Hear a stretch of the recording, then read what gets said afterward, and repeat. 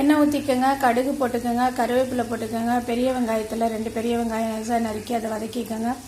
வதங்கினதுக்கப்புறம் கோவக்காயை பொடியாக நறுக்கிக்கோங்க, அதையும் போட்டு வதக்குங்க. அதுக்கப்புறம் வெங்காயம் 2 தக்காளி எடுத்துக்கோங்க, அதை பொடியாக நறுக்கி அதையும் வதக்குங்க. அதுக்கப்புறம் தக்காளி வதங்கினதுக்கப்புறம் மல்லித்தூள், மிளகாய்த்தூள் உங்களுக்கு காரத்துக்கு ஏற்ற மாதிரி போட்டுக்கோங்க.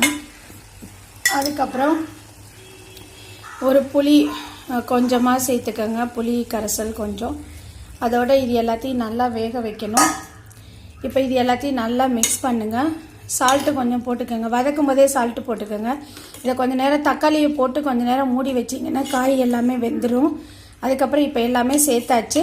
இப்போ நல்லா கொதி வந்து அந்த இது எண்ணெய் மேலே மிதக்கும் இல்லையா, அது வர வரைக்கும் வச்சுட்டு அப்படியே நீங்கள் ஆஃப் பண்ணிடலாம். இப்போ காய் வெந்துருச்சு, எல்லாமே வெந்துருச்சு. இதை அப்படியே மூடி வைக்க வேண்டியதுதான். மூடி வச்சுட்டு ஒரு 5 to 7 minutes வச்சுருந்தீங்கன்னா சூப்பரான கோவக்காய் தொக்கு ரெடி ஆயிடுச்சு.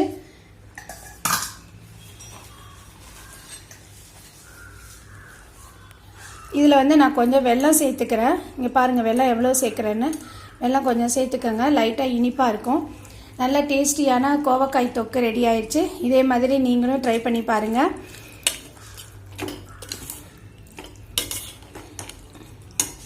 இப்படியே நல்லா மிக்ஸ் பண்ணி விட்டிங்கன்னா அந்த எல்லாம் கலந்து நல்லா ஈவனாக மிக்ஸ் ஆகி அதுக்கப்புறம் நல்லா பாயில் ஆகிடும். பாருங்கள் எப்படி கொதிக்குதுன்னு.